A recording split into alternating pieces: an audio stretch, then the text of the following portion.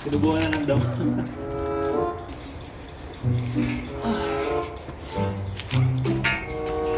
Mahampas ako niyan, ha?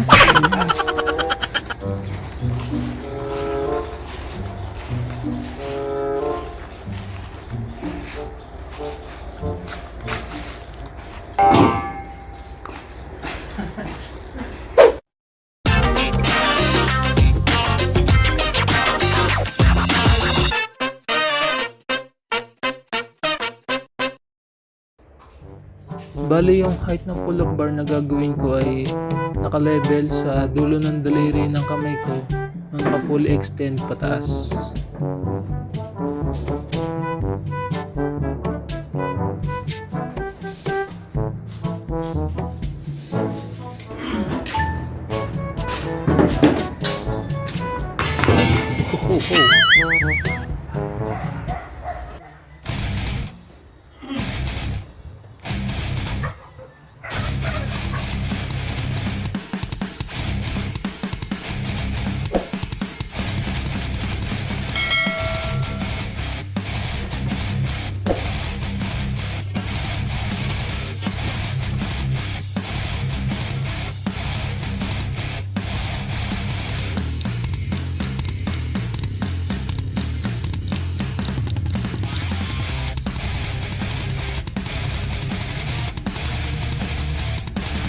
Ito naman yung ating magiging pinaka-grip. Ito magiging itsura niya, no? Na-excite tuloy ako, ah. Parang sarap ng bitin. Tapos ito na lang, mga litasang bakal na lang gagamitin nating pang ano sa ilalim. Para pinaka ano niya, brace.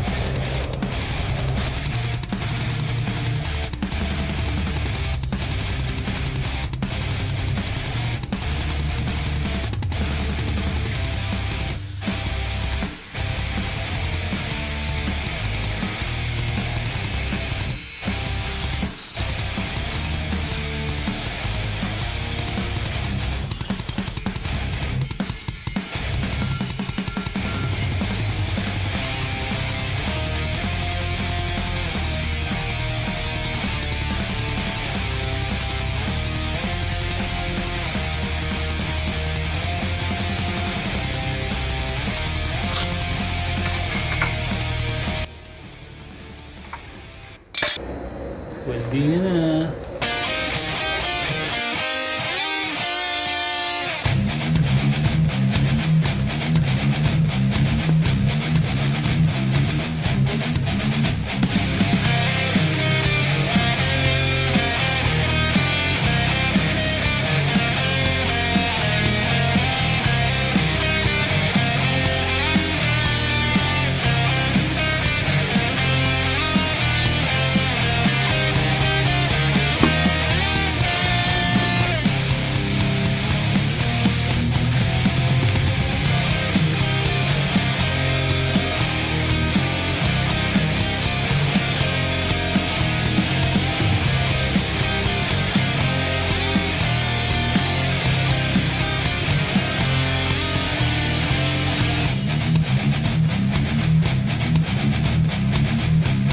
Alright!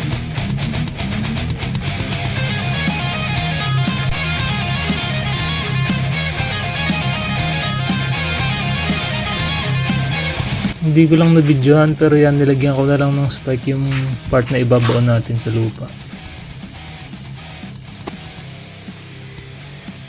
Yan, dito natin itatayo yung ating pull-up bar dito sa gilid. Sa palagay ko, ito na yung pinakamagandang area na hindi sa masyadong sagabal. May padating tayong rest back para sa paghukay dito sa pagbabaon na natin ng pull-up bar para mabilis tayo. Hindi ko mapigilan, nagpipresenta sila eh. Pagbigyan natin.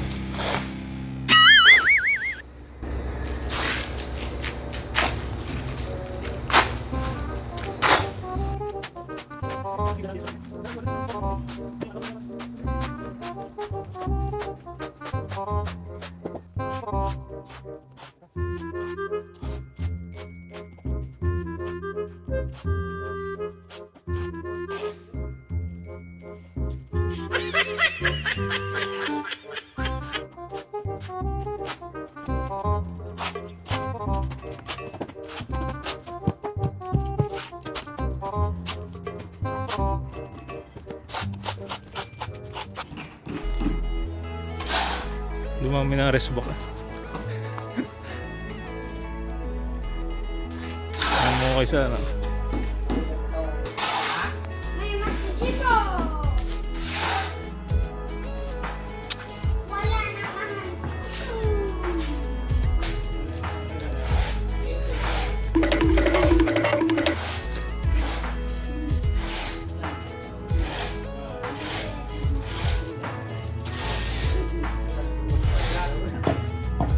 So yan na po yung ating pull-up bar. Ngayon papatuyuin na lang natin siya. Antayin natin hanggang bukas.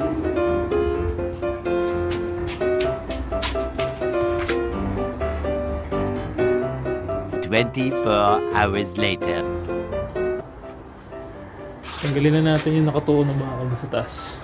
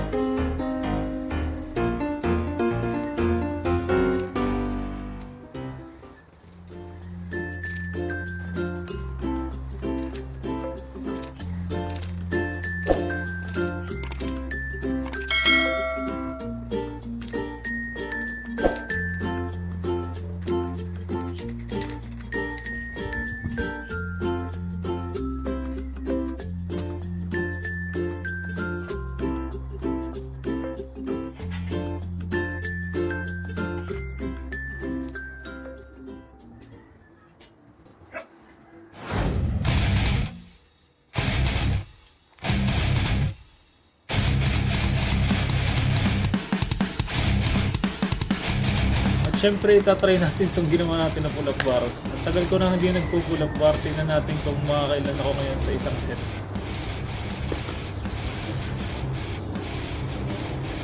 Woo!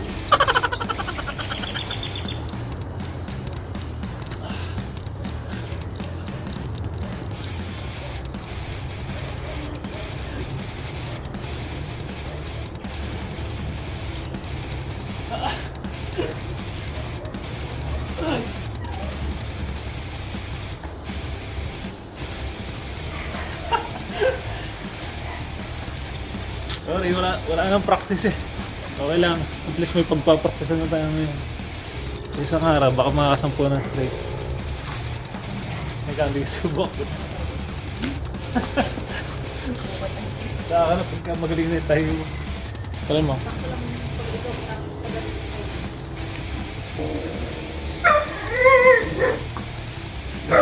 At bago nga po pala matapos ang video namin na to, shout out nga pala